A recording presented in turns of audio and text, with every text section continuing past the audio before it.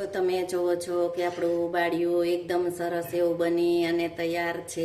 જો આ ઉબાડિયું જોતા જ તમને મોઢામાં પાણી આવી જશે અને ખાવાનું મન થઈ જશે। હેલો ફ્રેન્ડ, તો તમારું સ્વાગત છે મારા રસોડામાં। તો અવનવી વાનગી જોવા માટે ચેનલને સબસ્ક્રાઈબ કરો। જો મારો વિડીયો ગમે તો વિડીયોને લાઈક કરો, શેર કરો, કમેન્ટ કરો। બાજુમાં રહેલ બેલ આઇકનને દબાવો તેથી નોટિફિકેશન તમને રોજ મળતું રહે।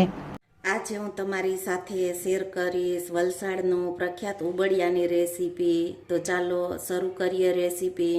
તો આપણે પાપડી, રતાળું, સકરિયા, બટેકા તેને સારી રીતે ધોઈ અને એકદમ સારી રીતે કોરા કરી લીધેલા છે।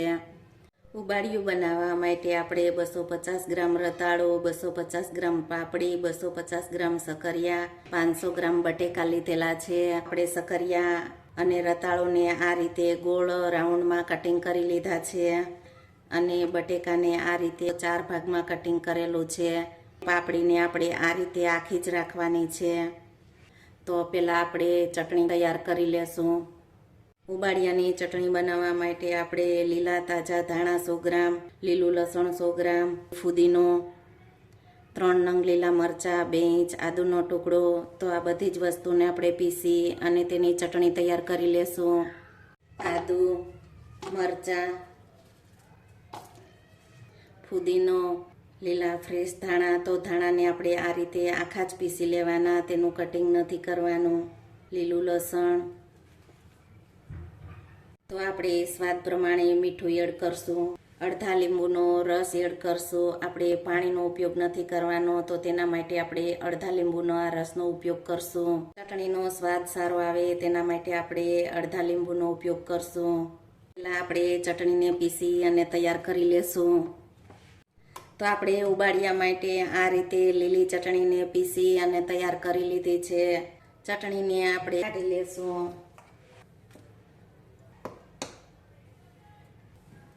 બટેકાને ભરવા માટે આપણે 2 ચમચી ચટણીને ડીશમાં એડ કરશું। તેમાં 2 ચમચી આપણે તલ અને સિંગદાણાનો ભૂકો એડ કરશું। સ્વાદ પ્રમાણે મીઠું એડ કરશું। મીઠું આપણે ચટણીમાં નાખેલું જ છે। તો આપણે ચટણી મિક્સ કરી લેશું। જો તમારે બટેકાને ન ભરવા હોય તો બટેકાના 4 ભાગ કરી અને તે રીતે પણ તમે બટેકાનો ઉપયોગ કરી શકો છો। તો આપણે આ રીતે પેલા બધા જ બટેકાને ભરી અને તૈયાર કરી લેશું। તો તમે જુઓ છો કે આપણે બધા જ બટેકાને આ રીતે ભરી અને તૈયાર કરી લીધા છે। તે જ વસ્તુને આપણે આ રીતે બાઉલમાં એડ કરી દેશું। તેલ એડ કરવાથી આપણે ચટણી અને સિંગદાણા તલીના ભૂકાનું કોટિંગ એકદમ સારું એવું થાય, તેના માટે આપણે તેલનો ઉપયોગ કરશું। સ્વાદ પ્રમાણે મીઠું, 3 ચમચી જેટલો આપણે આ ભૂકો એડ કરશું।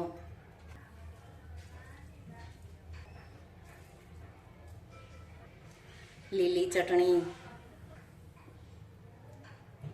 આ તીખી લીલી ચટણી છે તે તમારા ટેસ્ટ પ્રમાણે તમે લઈ શકો છો। તો આપણે હાથની મદદથી સારી રીતે આપણે મિક્સ કરી લેશું। તમે જુઓ છો કે આપણે આ સારી રીતે મિક્સ કરી લીધું છે। આપણે બટેકાને એડ કરી દેશું। તો હવે આપણે મટુકીમાં બાફવા રાખી દેશું। મટુકી લીધેલી છે અને મટુકીમાં આપણે આ રીતે પાલકના પાનને અંદર રાખી દેશું। તો આપણે આ રીતે પાલકના પાનને મટુકીમાં રાખી દીધા છે। તો તમે કોઈ પણ ભાજીનો ઉપયોગ કરી શકો છો।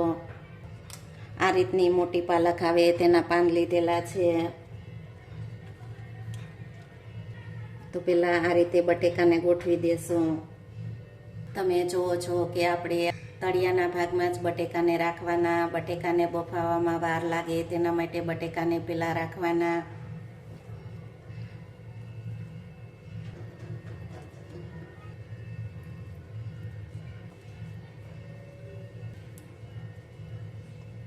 આપણે બધી જ વસ્તુને મટુકીમાં અંદર એડ કરી દીધી છે। તો હજી આપણે ઉપરથી આ રીતે પાલકના પાનને ગોઠવશું, તેથી એકદમ ઝડપથી બફાશે। તો ઉપરથી આ રીતે જો તમે કોઈ પણ ભાજીને ઉપરથી ન ઢાંકી દેશો, એકદમ ઝડપથી બફાઈ જશે। પર આપણે આ રીતની કોઈ પણ નાની ડીશ હોય તેને ઢાંકી દેવાની. રોટલીનો લોટ હોય તેનાથી આપણે આ કિનારીને આ રીતે પેક કરી દેવાની. આ રીતે પેક કરશું તેથી વરાળ છે તે જરાય બહાર ન આવે. તો આપણે મટુકીને આ રીતે લોટથી પેક કરી દીધી છે, તેથી જે વરાળ હોય તે બહાર ન નીકળે. આપણે મટુકીને ગેસ ઉપર રાખી દીધી છે. તો મીડિયમ ગેસની ફ્લેમ ઉપર આપણે 1 કલાક સુધી તેને બફાવા દેશું. 20 મિનિટ જેવું થઈ ગયું છે, તો ગેસની ફ્લેમને આપણે સ્લો કરી દેશું. 45 મિનિટ જેવું થયું છે, તો આપણે ગેસને બંધ કરી અને આપણે ઉબાડિયાને ચેક કરી લેશું.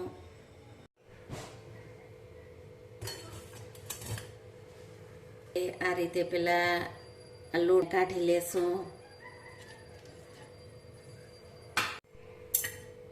તો આપણે જે આ પાલકના પાન છે તેને ઉપરથી આપણે કાઢી લેશું. તો આપણું ઉબાડિયું છે તે બની અને તૈયાર છે.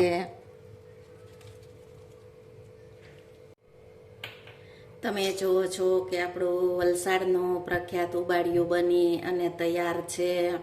શિયાળાની ઠંડીમાં આ રીતે તીખું અને ટેસ્ટી ચટપટું વલસાડનું પ્રખ્યાત ઉબાડિયું બનાવશો તો બધાને બહુ જ ભાવશે.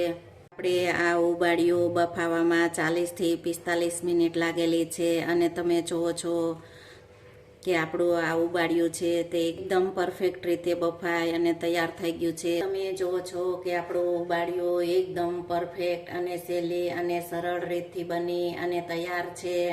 જો તમે આ રીતે બનાવશો તો ઓછી મહેનતમાં અને ઓછા ખર્ચામાં બજાર જેવું જ એકદમ પરફેક્ટ રીતે બનશે. જો તમને ઉબાડિયાની રેસીપી ગમે તો વિડીયોને લાઈક કરો, શેર કરો, કમેન્ટ કરો, સબસ્ક્રાઈબ કરો. બાજુમાં રહેલ બેલ આઇકન દબાવવાનું ભૂલતા નહીં, તેથી નોટિફિકેશન તમને રોજ મળતું રહે.